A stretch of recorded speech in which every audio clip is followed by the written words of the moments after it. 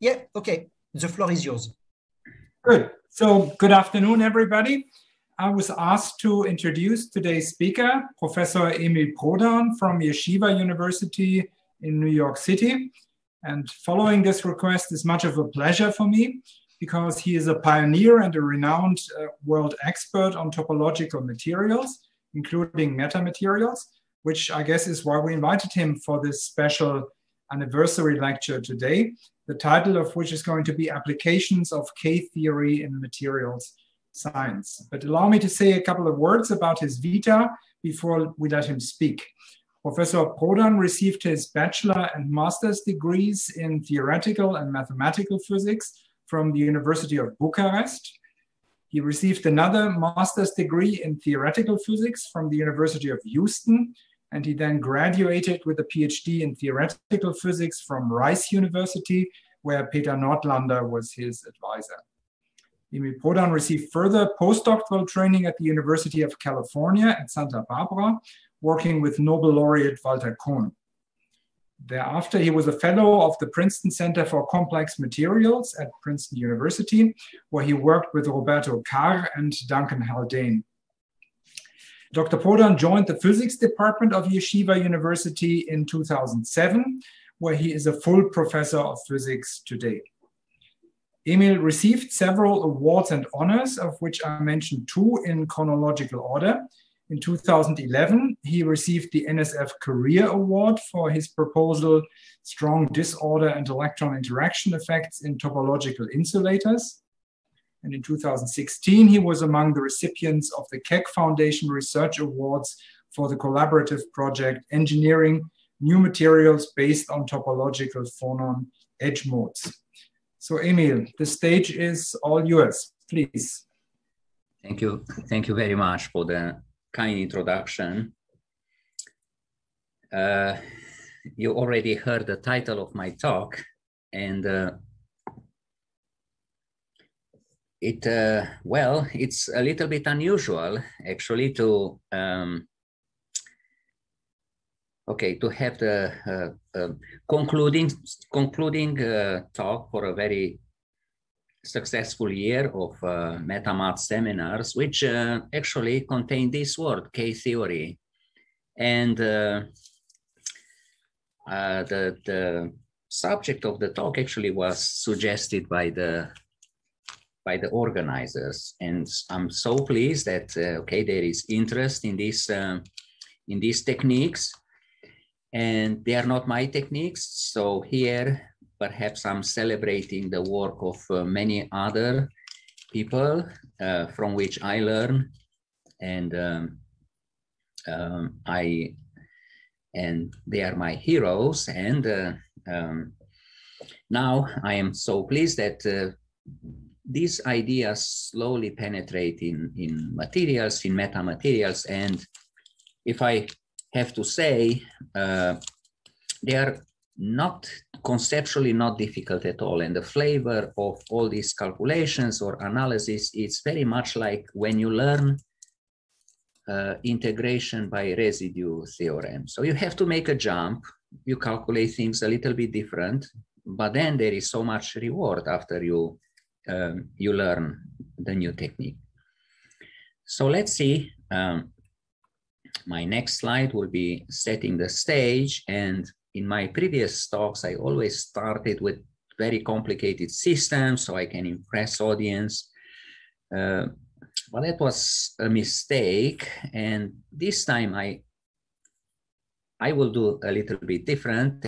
And I'll start with periodic systems because we all understand what's going on here. So I have in this picture a set of identical discrete resonators. They carry an internal space of internal degrees of freedom where some internal dynamics already happen. And now if I put these identical resonators in a homogeneous medium, then these internal degrees of freedom will couple. And here, I always like to say, let's take out any human interventions and let these resonators couple as they want. once placed in a homogeneous medium.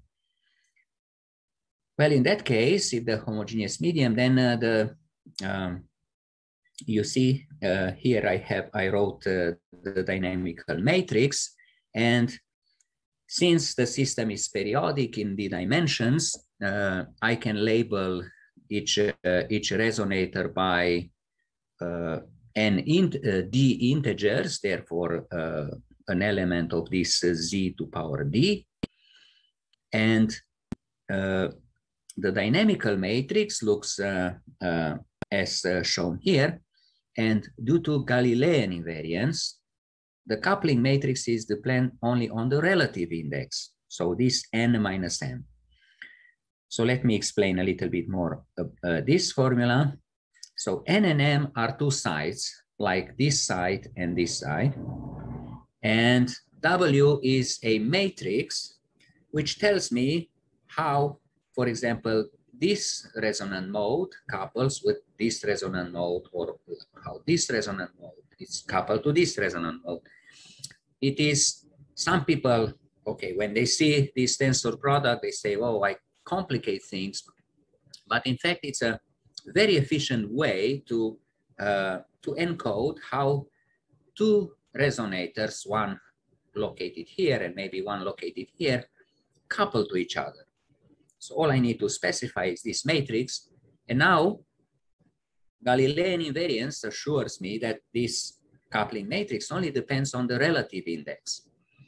It's important because I'm not imposing this, this fact, but rather it follows from my setting, the fact that I took out any human interventions. Of course, if we put this, if we engineer this coupling by hand, then this might not be true, because we might choose to make a coupling stronger, another or weaker, and all of that is within our means, so we can easily break Galilean invariance. We can also break Galilean invariance if they are external fields, or if this layer of resonators sits on top of a substrate. So all of that needs to be, will be denied throughout this talk. Okay, so we have this dynamical matrix. This n will be let to be arbitrary. So you'll see in the next slide m infinity instead of mn, which means matrices of arbitrary order. They can be, and this n can be 100, 200. And well, this expression here is still not simple, even though we talk about periodic system. But there is a new state of mind, which it's very important when you apply the techniques I will describe. For example, if you ask a first-year graduate student to diagonalize this operator, it will not be easy if the student hasn't seen such a matrix. Will have difficulties. However, if you use the shift operators, the shift operators acting on side n creates n plus ej, so we are moving in the j direction when we apply sj. We see that the dynamical matrix actually simplified to this expression, and you have to agree this is much simpler than what we have here. The upshot here is that if you diagonalize the shift operators, then you are already in good shape for diagonalizing D itself. The shift operators, we know how to diagonalize. But at the end of the day, the conclusion is that any dynamical matrix of any periodic array of resonators fall into this algebra. What do we have here? So we have this coupling matrix, which comes from this M infinity tensor with the algebra generated by D shift operators. And it turns out that this algebra is actually the group sister algebra of the abelian group Z to the power D. And if you follow what I said, what is that we take any human intervention, the coupling is through a homogeneous medium, there is no escape to this conclusion. Always any dynamical matrix will fall into this algebra. And this will be a common theme during this talk. Dynamical matrices, no matter how the couplings are generated, as long as the physics is Galilean invariance, they all fall into well-defined topological algebras, which can be computed. So for a person who studies operators algebra, just this statement here opens up, actually trivialize the whole thing. And in fact, that's the point. The point is, okay, you are drinking a coffee in the morning and you want to communicate huge amounts of information. So we will be talking about this class of metamaterials, and the other person asks me, well, what is the algebra of dynamical matrices? And then I say, well, the algebra is just this, and I give a name. And if the person has a background in operators algebra, he immediately opens, he knows a lot about that algebra, and basically by communicating this information, if he's a specialist in operators algebra, he will know more than I know about the dynamics of these systems and so on. So that's the point.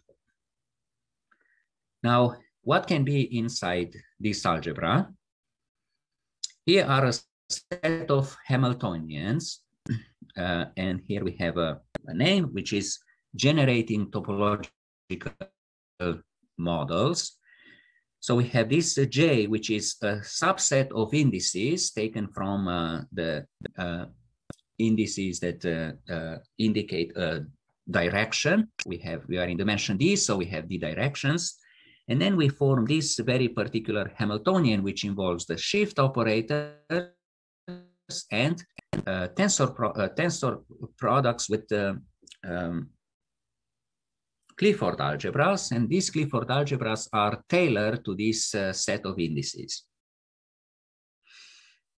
And now if we try to see what happens, all these Hamiltonians have a spectrum which looks like two bands and a gap.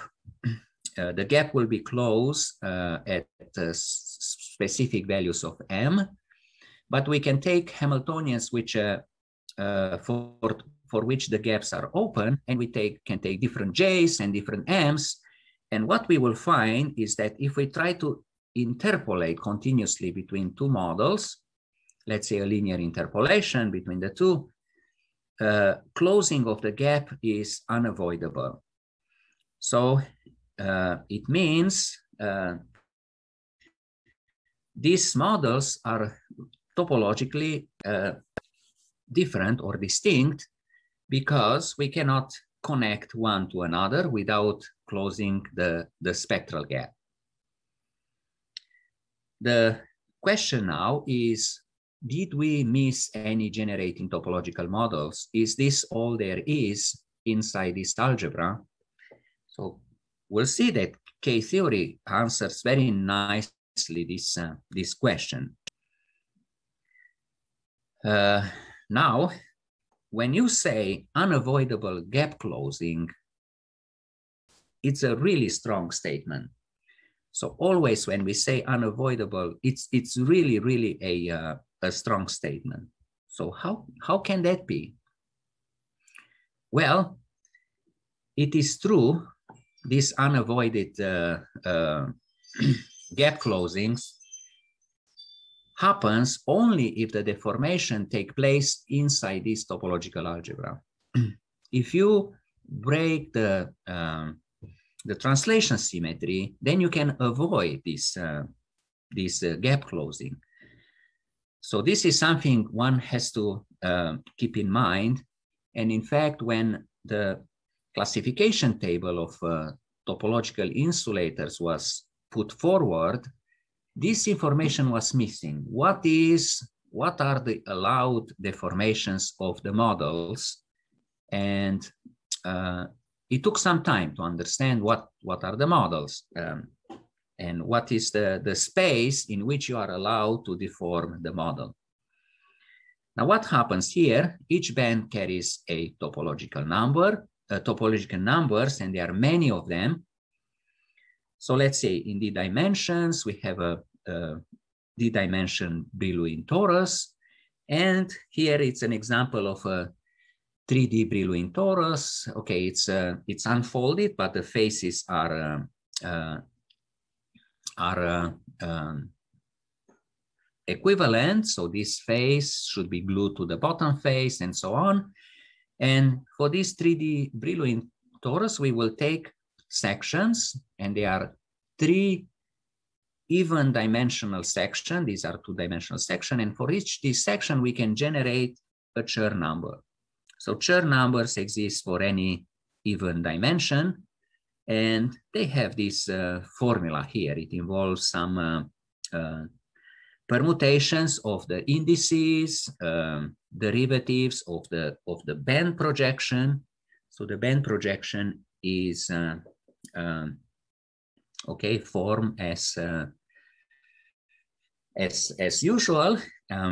And we have a formula in the momentum space, and we also have a formula in the physical space. And of course, I like this formula in the physical space because we don't need really the momentum. After all, Chern numbers are related to transport coefficients, linear and nonlinear, and they should be a system which is periodic or not, should have well-defined response functions. Therefore, this response function could be written in real space, and here they are. So then taking even dimensional sections of the D torus, we can find a number of Chern numbers, and the conclusion will be that a band carries 2 to the power D-1 topological invariants, at least. But did we miss any? Are these all there it is for these systems? So that's the big question. And well, you have to admit that even for this simple algebra, you will say, "Oh, but how can we answer this this question?" They are so, I mean, we can cook so many other topological invariants. How can you be so sure?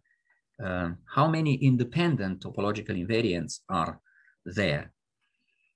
Good. So I'm moving to the second part, the K-theoretic group defined. And before, the first thing we need to define is the notion of complete invariant.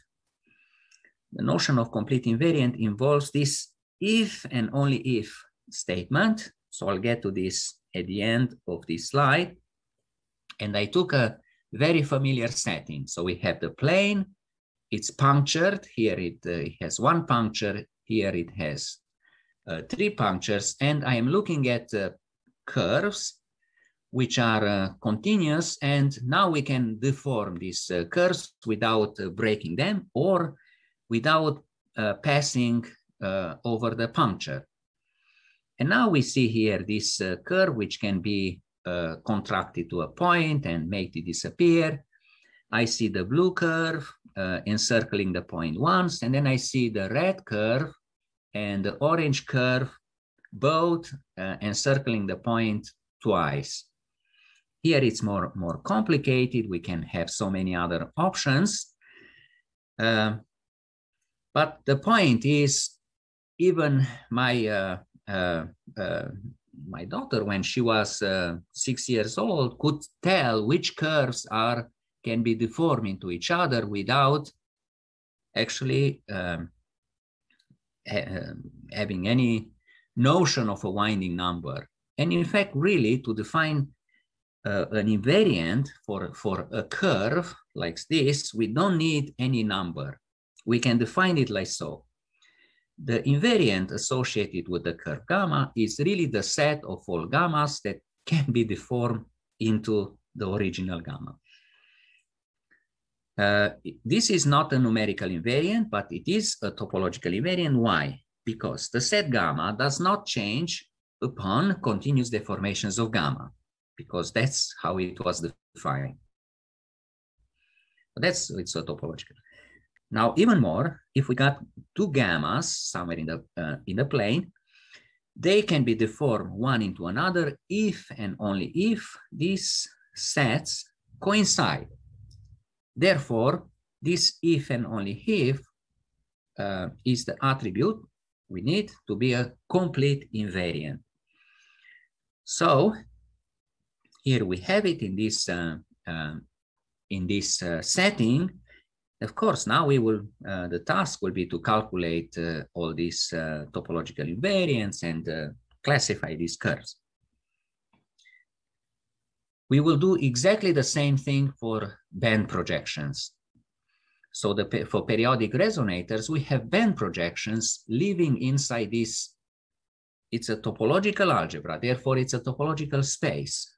We have a topology and we know how to deform this one continuously. So when you talk deformation, continuous deformation, you have to ask what is the topological space and what is the topology that underlines this continuous word.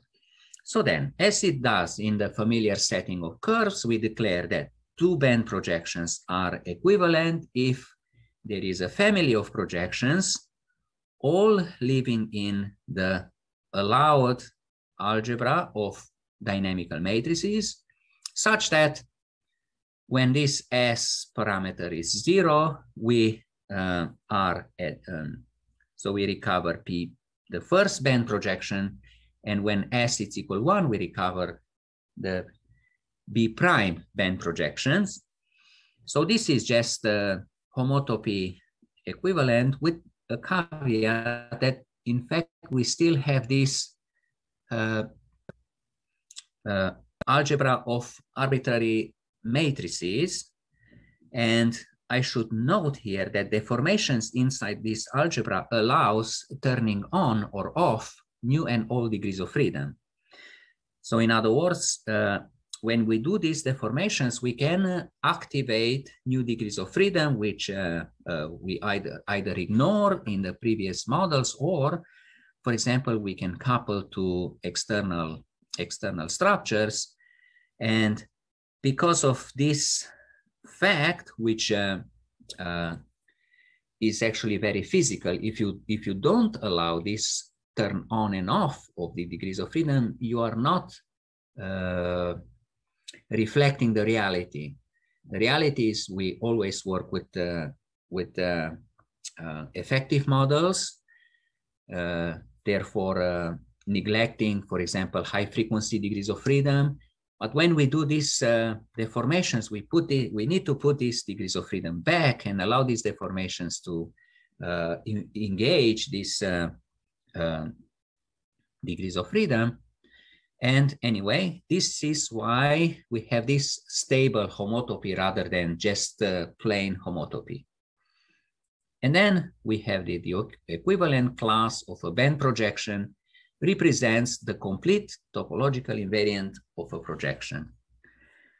So now, if we are able to calculate these equivalent classes, we can be sure we will not miss any topological band.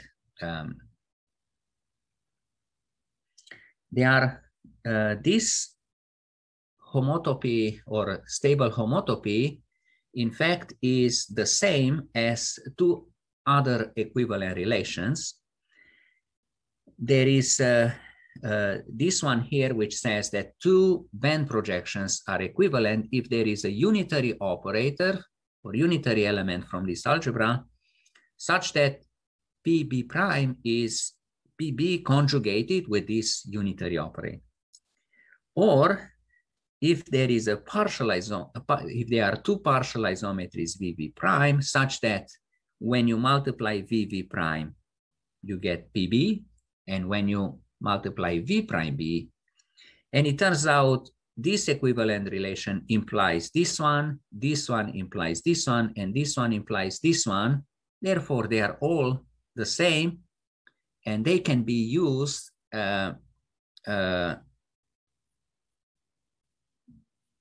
all three of them in different situations to produce useful statements. For example, if you have a map, so here is this map chi,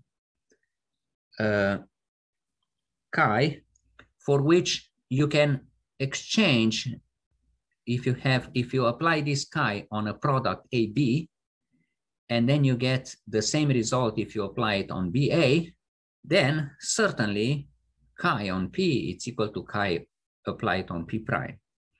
Therefore, immediately these kind of maps produce topological invariants on projections, on band projections. In other words, this chi, when applied on PB or when applied on PB prime, is the same. Why? Because you can move this operator, you can move it on this side, then you have U prime U, which becomes identity, and this is why the chi applied on PB will be the same as chi applied on PB prime.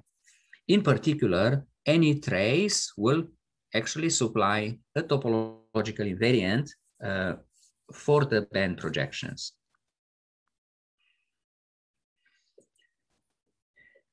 So far, we talk about equivalent classes, but there is additional structure on it, which is very important. If I have a projection from this algebra, so somehow this P is generated from a model with n degrees of freedom, and this P prime is generated from a model with m degrees of freedom, then I can generate a projection which comes from a model with n plus m degrees of freedom. Well, what do? I just sandwich this or stack on top, stack the two models, and I'll generate a projection which is just like so. So then the set of equivalent classes together with this quite trivial operation becomes an abelian group called the K group of the algebra. And I always have this question, for example, from my students, why do we complicate with all these structures? Well, if you calculate, now we have an abelian group, and if we calculate the generators of this group, usually they are finite. There is a finite number of them. Here in this, it's P1, P2, all the way to Pk. Therefore, there are these capital K generators. Then any element or any projection, rather said, the equivalent class of any projection accept this kind of expansion. And here we have N1 of P1s, N2 of P2s, and Nk of Pk. So we will write this in short like so. So then it turns out that the set of integers N1, N2, Nk represent the complete set of topological invariants of a projection. Why? Because as long as you move this P, you deform it continuously, it cannot escape from its equivalent class, but then its equivalent class is just this. So clearly we cannot change these numbers. So if we want to go from abstract topological invariants, which were just these classes, to numerical invariants, all we have to do is to calculate this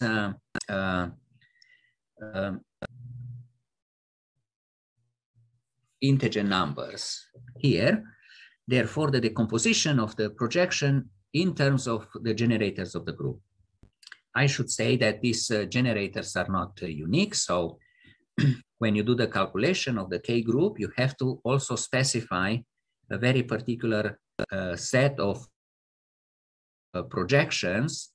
And that's why topological invariants are actually need to be linearly independent, and you can form linear combinations of them and you will get new topological invariants, but that it's almost like changing the basis for your abelian group.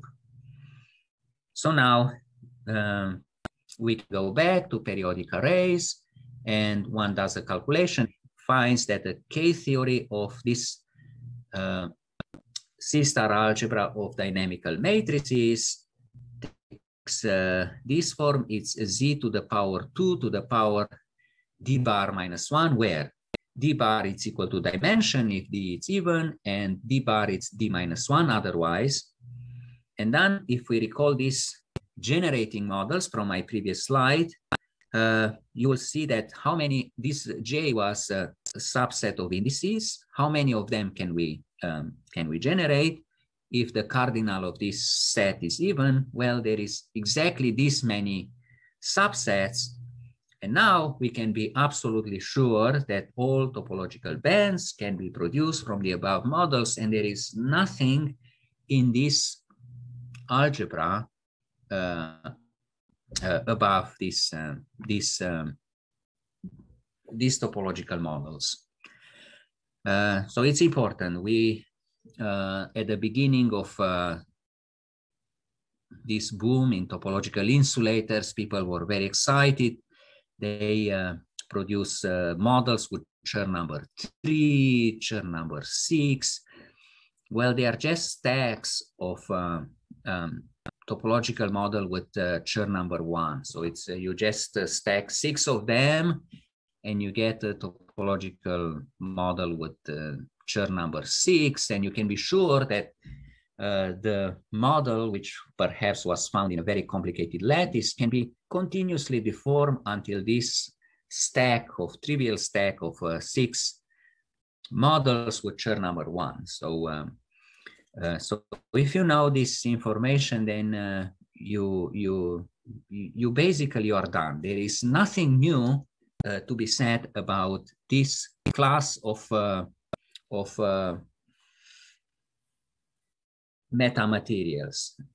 So for periodic ones, this is all you could find, even though the coupling matrices can be any n by n matrix with n 100 or 200. There is nothing else in here. So now I will be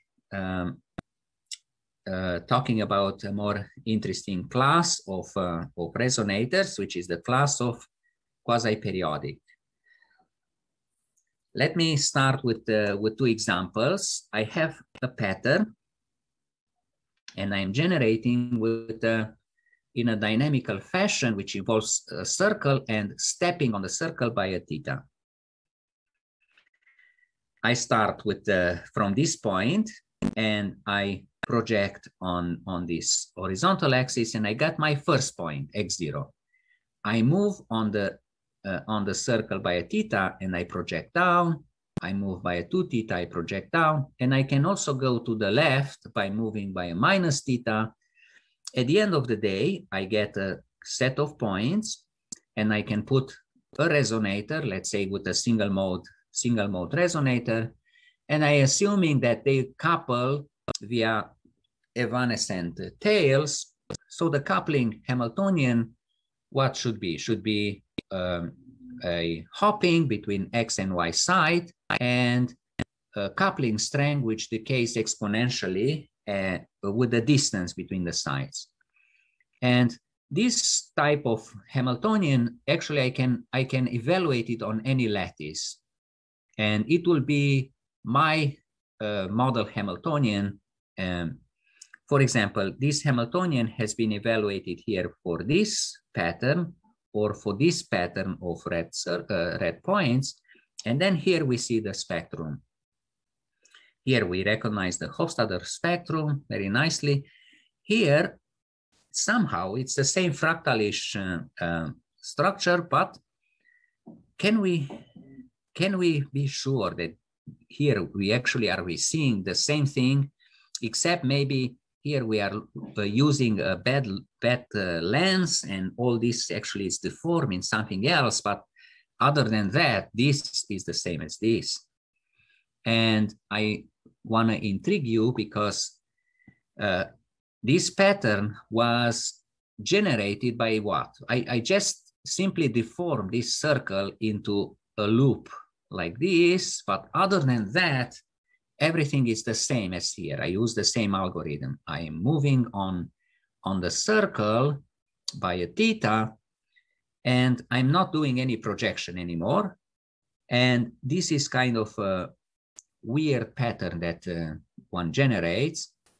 Yet, if you calculate the integrated density of states, you will see that the integrated density of states corresponding to this spectrum or to this spectrum, they are the same. They look this way. So what is the integrated density of states? It's evaluated at a certain energy. Now here I have theta is the same theta here, the same theta here. And if I choose a theta, then I will pick an energy, say here, I will count all the eigenvalues below that energy. So number of eigenvalues below E, and I divide by dimension of the Hilbert space. Therefore, I will get a table with 3 columns. So I should be talking about a 3-dimensional plot, and this is what we see here. It's a 3-dimensional plot where the 3rd dimension is encoded in the color. And this, therefore, energy is encoded in the color, and every time we see such a drastic change in color, it means the graph actually in 3 dimensions jumps straight at us.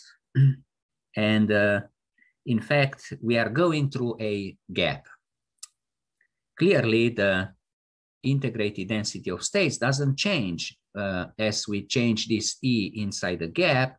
So the IDS stays the same, stay the same, stay the same. So the graph really, if we imagine how it will look in 3D, it comes straight to us. Therefore, any such change, abrupt change in color, in fact, indicates that we cross a gap, and we can detect which gaps are. So this line corresponds to this big gap. This finer line corresponds to this gap. Then we have some lines here. This line corresponds to this gap. This line corresponds to the other gap. There are finer lines here. Well, so this is IDS, and we see that they are the same. It's quite amazing that this ugly-looking patterns produces the same IDS. So there must be something fundamental behind this. So here is a hint of what is going on. When the energy belongs to a spectral gap, and only then PE belongs to the algebra of dynamical matrices, this to be computed later. And the next observation is that the integrated density of states computed or defined in terms of the eigenvalue, counting eigenvalues, in fact is the same as taking the trace of the spectral projection and normalizing by the dimension of the lattice, okay, the size of the number of points in the lattice, and here one has to take the thermodynamic limit, which I omitted. Now, here I have a trace, but trace, we know that inside the trace, if I have operators inside the trace, I can exchange the order. And if you remember my previous observation, then this actually, it's easy to understand why the integrated density of states is in fact a topological invariant. It's constant on the stable homotopy class of the gap projection PG. The conclusion is that when we calculate the integrated density of states, we actually see an image or a representation of the K-naught group. How? You simply, it's a map which takes value on the equivalent classes from the K-naught group. And for example, here, the class of this gap projection, you simply take the trace of PG and you normalize here by the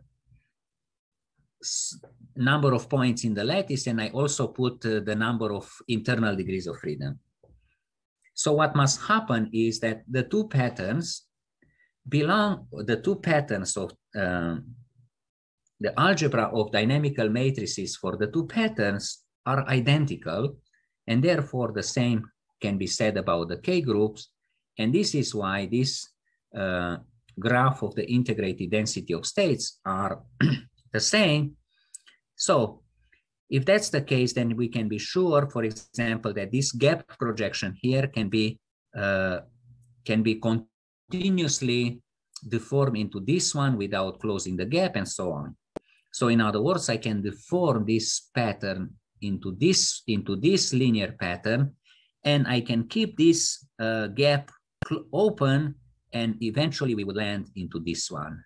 And same for many of these. So some of these here we have this gap will land over here, and how wonderful this conclusion is. I remember when I made the jump in my early postdoctoral year, I made the jump from periodic to aperiodic structures, and I was simply powerless because I felt that there are no tools to look at these aperiodic structures, and the only thing you could do is to go with brute force calculations and numerical calculations, and that's all there it is. While here we have this so easy breezy conclusion that we are looking at the same Hofstadter spectrum, and we can be sure that we can connect these gaps one with another. All this on this quite complicated structure. Let me briefly go about more examples. So here is a incommensurate bilayer, and if you modify this, so if you scale this one to be 2 pi and the distance between the points, so these are all periodic, but they have different periodicities. And if you plot the spectrum of the same Hamiltonian as a function of theta, you arrive to this spectrum. If you calculate the integrated density of states, then you start to see these very specific lines. Question what we are looking here at. We will see that it's the same Hofstadter spectrum, just deformed through a specific lens. Patterns in 2 dimensions, as you can see, they look drastically different. They all produce fractalish, Hofstadter fractalish spectrum, same Hamiltonian, I mean, same dynamical matrix, but just evaluated on different patterns. And when we calculate the integrated density of states, they resemble, in fact, these two are exactly the same. This one is a little bit different, but at the end of the day, I will show you how we can fit all these curves with a very generic prediction. Here are the twisted bilayer, and so we have degrees of freedom which are on this layer. Think of masses and springs. The masses can go only in the z direction, and below we have a potential, and this potential is also when a line can be a line, and then it's 2 perfect lattices sitting on top of each other, as shown here in B, in panel B. But then we can rotate the potential the plane of the potential, and then we have a twisted incommensurate lattice, and it looks like here, there is no repeating cell or anything. Well, you compute the spectrum, and the spectrum again show as a function of the twist angle, and the spectrum reveals again a Hofstadter-like picture. You calculate the integrated density of states, and you see these very fine curves, which certainly are not random, and you'll see that we have a prediction for this. Just to know, everybody know, especially those who don't know me, in fact, producing topological metamaterials by this patterning is the simplest thing you could do.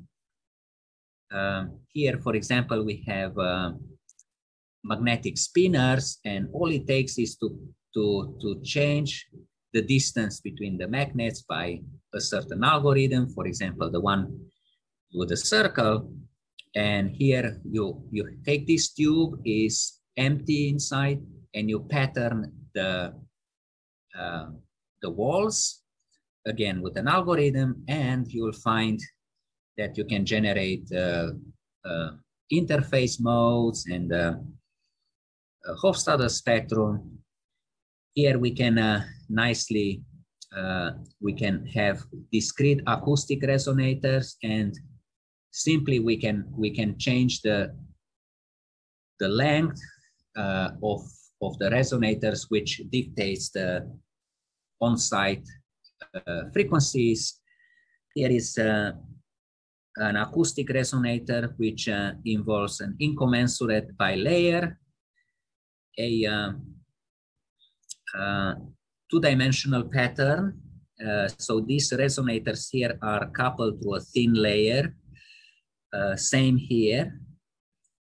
So therefore here we cannot engineer, we don't have much control over the coupling, but just because they come like so, we know for sure what is the algebra of dynamical matrices. And here is another example, very much in the same class as this one, where we achieve topological wave steering in Woliang Huang's lab. Many of these come from Kamelia's lab. Certainly we had lots and lots of fun with this structure, and we thought when we started this project with aperiodic structure, we thought that we will have now something to work on for years, and we will produce many different aperiodic structures. But at the end of the day, once we calculated the K groups and everything, well, we saw that pretty much everything is the same. So let's see how it goes. So how you generate quasi-periodic structures. You have an abstract torus, which is the phase space, and you start from a periodic lattice, and then you perturb the periodic lattice using this abstract space. So what do we do? First, we stay on the origin. In the phase space, we took a point and we project.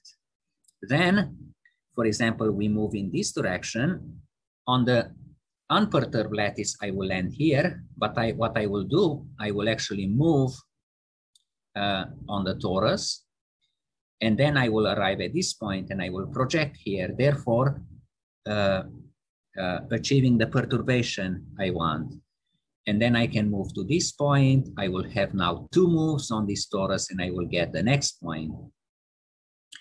So there is an unperturbed lattice. It has these generators, and then there is an independent lattice with its fundamental domain. So this torus obtained here is the fundamental domain of another independent lattice L prime. So this, as you can see, this can be in some other is not in the physical space. The physical space is RD, but this one lives in a fictitious RD prime. And I take RD quotient by L prime, and I get my torus. That's the Phasor space. And then simply, I can generate there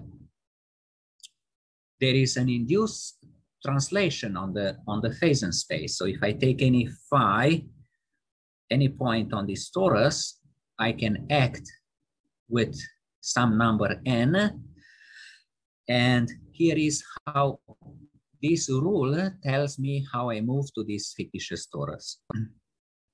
And then at the end, this is how you generate the pattern. So every quasi-periodic pattern is in fact generated by this algorithm. So all those patterns that I show you, including the bilayer, is generated by this. So P naught is the initial point. You move on the Phasor space according to the index of the point. So you move this phi. So for example, this n here lives in ZD. In this case, it will, D is 2. So this n, for example, is 1, 1. And here is the moves that I done. So this is how we should understand this Tn. Then we apply any function from this fictitious torus to the plane. And then I get a perturbation of the origin, and then I shift it to the proper point, and here is how I generate the lattice, the quasi-periodic lattice. And you can be sure that any quasi-periodic pattern comes this way.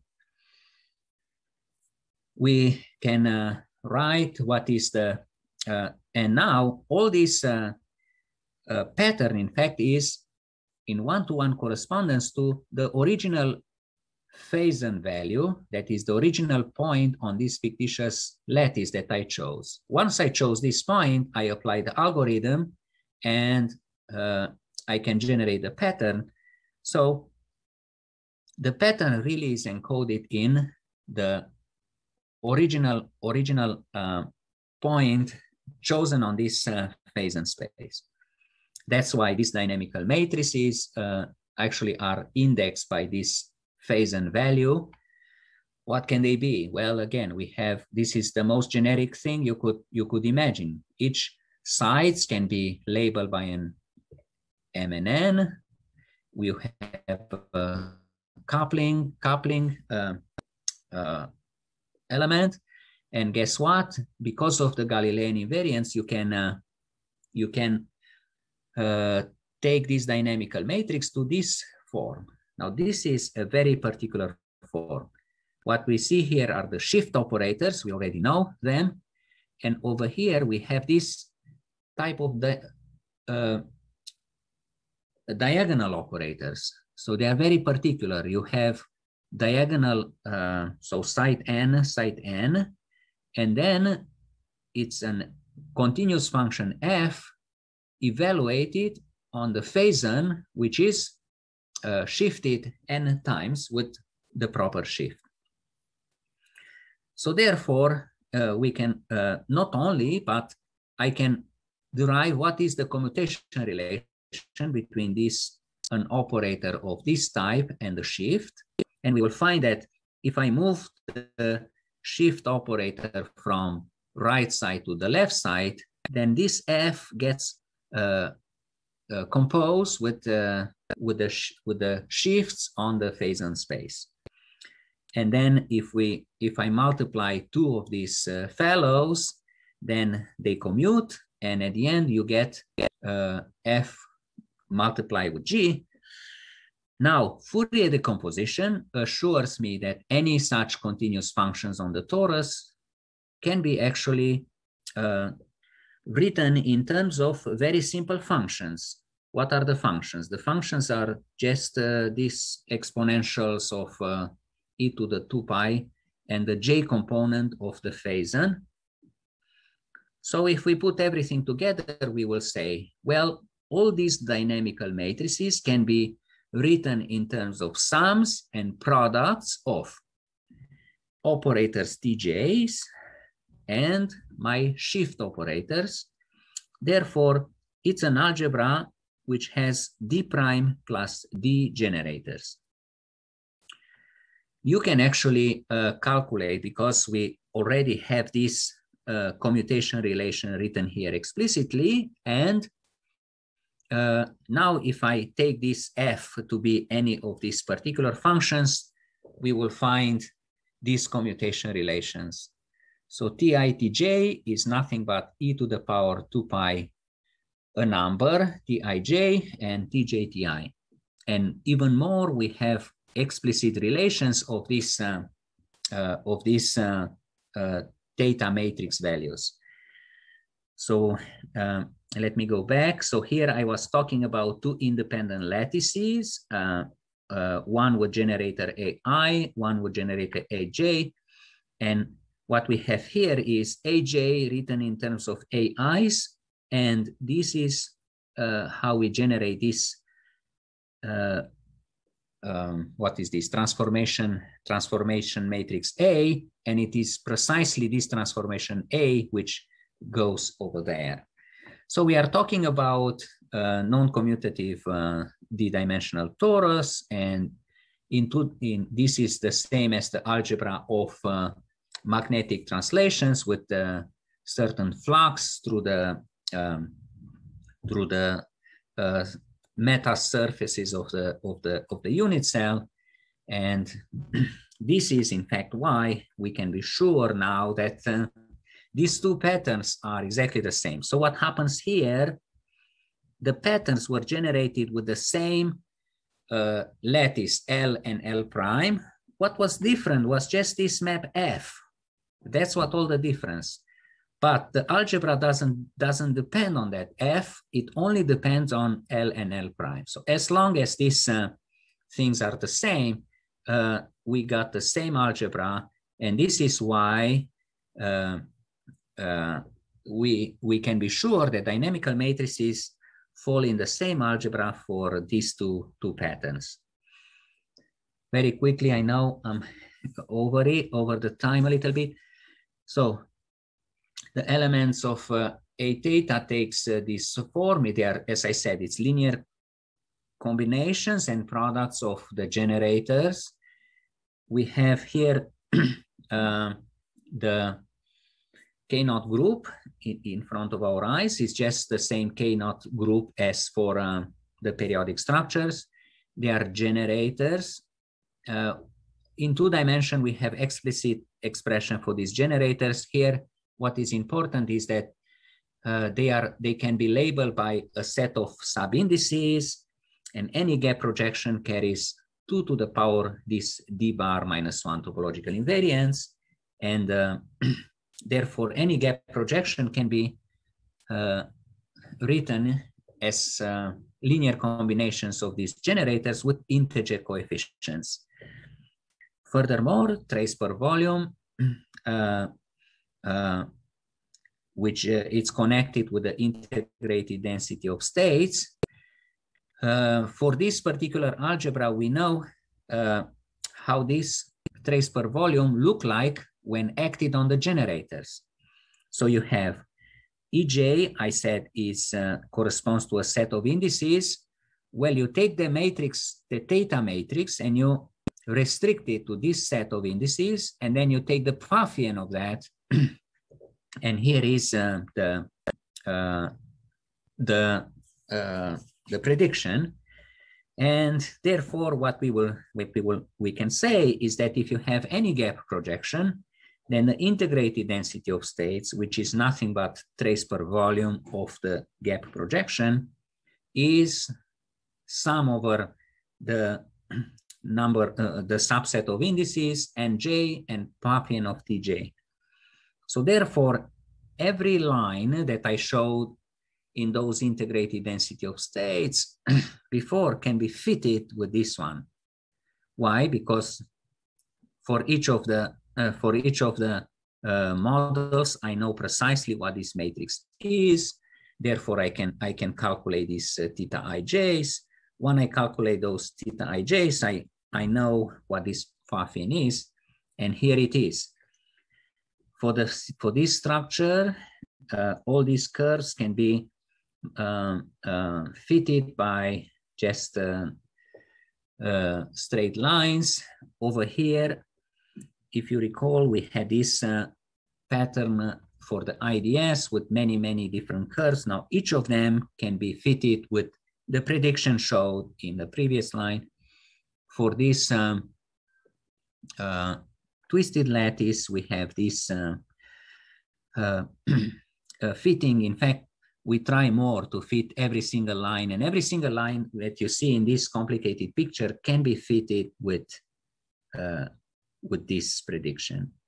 I didn't put the explicit form of the fittings. They will look quite complicated, and what's funny is that, for example, in this pattern, it doesn't matter what is the precise form of this background potential that we put. These lines can be always fitted with the same line. So I was optimistic, and I was planning to show you how the program goes to another class of patterns, but I am way over, and I'll stop here with the conclusion that in the process of this fitting, you see, once I fit one of these curves, what do I do? What are the free parameters? The free parameters, this is already fixed. The free parameters are only these integers.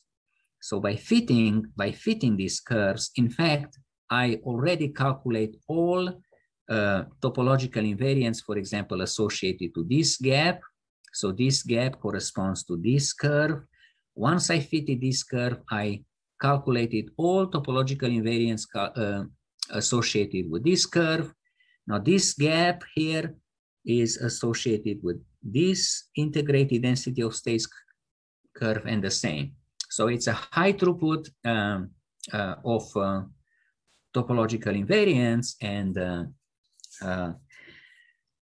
this is one way of using K-theory, and it's only for the bulk. I didn't say anything about bulk boundary correspondence, because one will need another lecture and perhaps another lecture to cover all of that. So thank you so much, and I'll be waiting for interesting questions and discussion. Yeah, thank you very much, Emil, for this fascinating talk on making connections between seemingly, I mean, at least to me, seemingly unconnected systems, be it periodic or quasi-periodic, by exploiting topology. I hope there will be some questions, but I guess I can make a start.